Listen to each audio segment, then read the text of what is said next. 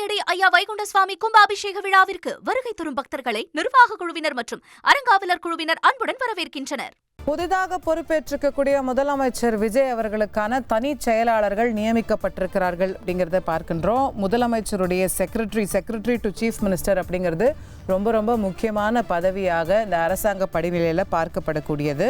முதலமைச்சர் அவர்களுடைய எல்லா பணிகளையும் அவங்க இந்த செக்ரட்டரிஸ் மூலமாக தான் ஒருங்கிணைக்கப்படுங்கிறது குறிப்பிடத்தக்கது. நம்முடைய செய்தியாளர் பாஸ்கர் இணைகின்றார். பாஸ்கர், யார் யார் இந்த நிலையில் நியமிக்கப்பட்டிருக்காங்க முதலமைச்சருடைய தனி செயலாளர்களாக? இந்த பதவியினுடைய முக்கியத்துவம் பற்றியும் சொல்லுங்க பாஸ்கர். சுகாதாரத்துறையினுடைய செயலாளராக இருந்த அடிஷனல் சீஃப் செக்ரட்டரி கேடர் அவர் செந்தில்குமார் IAS நீண்ட அனுபவம் வாய்ந்தவர். அதிமுக திமுக ஆட்சிகள்ல பல்வேறு துறைகள்ல அனுபவம் பெற்றவர். அவர்தான் தமிழக முதலமைச்சர் விஜயனுடைய தனி செயலாளர் நியமிக்கப்பட்டிருக்கிறார். அது லட்சுமி பிரியா, இவங்களும் ஆதிராவிட நலத்துறையில செயலராக பணிபுரிந்து வந்தார். அவர் தற்போது முதலமைச்சரினுடைய விஜய் அவர்களுடைய தனி செயலாளராக நியமனம் செய்யப்பட்டிருக்கார். இந்த வகையில பார்க்கும்போது Senthilkumar IAS additional chief secretary இவர் தான் முதலமைச்சர் விஜய் அவர்களுடைய தனி செயலாளர் ஒன்றாக நியமனம் செய்யப்பட்டிருக்கார். இதன் மூலமாக தமிழக அரசினுடைய அரசு துறையினுடைய திட்டங்கள் செயல்பாடுகள், அதே நேரத்துல மற்ற துறை செயலாளர்களுடைய ஒருங்கிணைப்பு, இதையெல்லாம் வைத்து அன்றாட நடைபெறக்கூடிய அரசு நிகழ்ச்சிகள், தமிழக முதலமைச்சருடைய அலுவலக நடவடிக்கைகள், இவையெல்லாம் அனைத்து நடவடிக்கைகளுமே தமிழக முதலமைச்சருடைய விஜயனுடைய தனி செயலாளராக நியமனம் செய்யப்பட்டிருக்கக்கூடிய இவருடைய முழு பொறுப்பாக இருக்கிறது. அதே போல லட்சுமி பிரியா இவர்கள் என்னென்ன துறை அப்படியெல்லாம் இவங்களுக்கு இலாக்காக்களாக ஒதுக்கப்படும் அப்படிங்கிறதும் வழங்கப்படும்.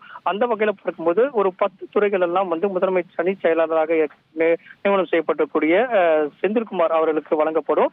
அதே போல ஒரு 10 துறைகளாக 4 செயலாளர்கள் நியமனம் செய்யப்பட்டு அவர்களுக்கு இலாக்காக்கள் ஒதுக்கீடு செய்யப்படும். அந்த துறைகள்ல பல்வேறு திட்டங்கள் செயல்படுத்தப்படும் போது அதை கண்காணிப்பதற்கும், அதே நேரத்தில் தமிழக முதலமைச்சருக்கு உறுதுணையாக இருந்து அரசுடைய திட்டங்களை மக்களுக்கு கொண்டு செல்லக்கூடிய நடவடிக்கைகளை தொடர்ந்து கவனம் செலுத்துவர்கள் முதலமைச்சருடைய அலுவலக பணி, அதே நேரத்தில் அரசுடைய திட்டங்கள் மற்றும் மற்ற துறை செயலாளர்களுடைய செயல்பாடுகள் எல்லாம் ஒருங்கிணைக்கக்கூடிய நடவடிக்கையாகவும் இந்த நியமனம் என்பது மேற்கொள்ளப்பட்டிருக்கிறது. இன்னும் மேலும் 2 செயலாளர்கள் நியமனம் செய்யப்படக்கூடிய வாய்ப்பு இருக்கிறது. அந்த வகையில பல்வேறு துறைகளில் அனுபவம் பெற்ற செந்தில்குமார் IAS அவர்கள் நியமனம் செய்யப்பட்டு அறிவிப்பு என்பது தற்போது வெளியிடப்பட்டுள்ளது.